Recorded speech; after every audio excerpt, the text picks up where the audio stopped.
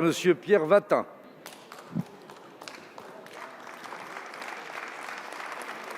Merci, Monsieur le Président. Monsieur le garde des Sceaux, tout d'abord, je souhaite rendre hommage au courage et au professionnalisme de nos gendarmes, de nos policiers nationaux et de nos policiers municipaux. Ils assurent notre sécurité au péril de leur vie.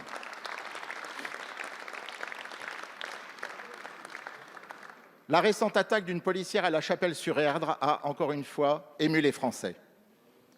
C'est hélas un cas de plus qui vient s'ajouter à la liste des agressions subies par nos forces de l'ordre. Subir et force de l'ordre ne riment pas et ne rimeront jamais. Au-delà de l'émotion, l'attaque de La Chapelle-sur-Erdre suscite l'incompréhension et la colère. Comment un individu reconnu comme radicalisé, inscrit au FSPRT, condamné à 19 reprises, notoirement violent et suivi pour schizophrénie, a-t-il pu se retrouver en liberté? Liberté dont il a profité pour accomplir son odieux acte alors qu'il aurait dû être interné. Monsieur le ministre de la Justice, vous avez dit que notre système pénal est infaillible. Comment concilier vos propos avec l'actualité tragique qui révèle si souvent le contraire? Hélas, le travail de nos policiers est désavoué par l'impunité des criminels. La rupture entre la justice et les forces de l'ordre est palpable. Malheureusement, l'anticipation du gouvernement n'est pas au rendez-vous, malgré l'évolution récente de la société vers plus de violence et plus d'impunité. Qu'attendez-vous pour renforcer l'exécution des peines? Qu'attendez-vous pour rétablir des peines planchers? Qu'attendez-vous pour mettre en place des peines de sûreté? Qu'attendez-vous enfin pour agir afin d'éviter que des individus libérés dans la nature puissent continuer de menacer notre société? Vous nous disiez être le ministre des prisonniers. Qu'attendez-vous pour devenir celui des victimes? Merci, monsieur le député. La parole est à monsieur Éric Dupond-Moretti, garde des Sceaux, ministre de la Justice. Merci, Monsieur le Président.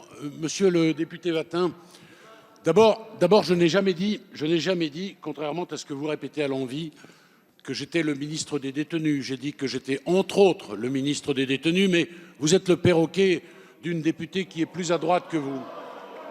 Deuxièmement,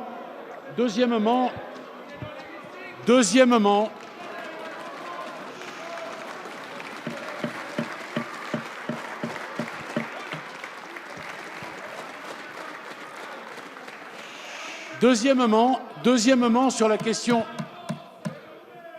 question de la chaîne pénale, dans le projet de loi dont vous disiez beaucoup de bien mais que vous n'avez pas voulu voter, il y avait la suppression des rappels à la loi, il y avait la diminution des crédits de peine, il y avait une peine de sûreté de 30 ans, il y avait l'exclusion des libérations automatiques, la communication des policiers dans le cadre de l'enquête, autant de revendications qu'ils souhaitaient.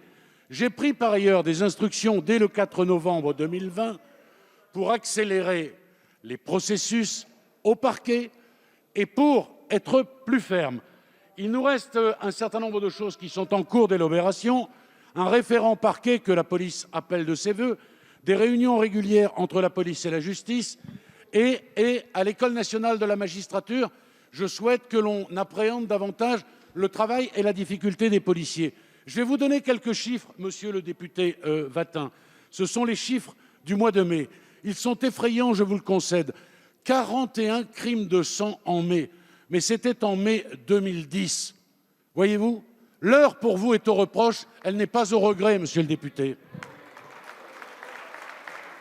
Merci.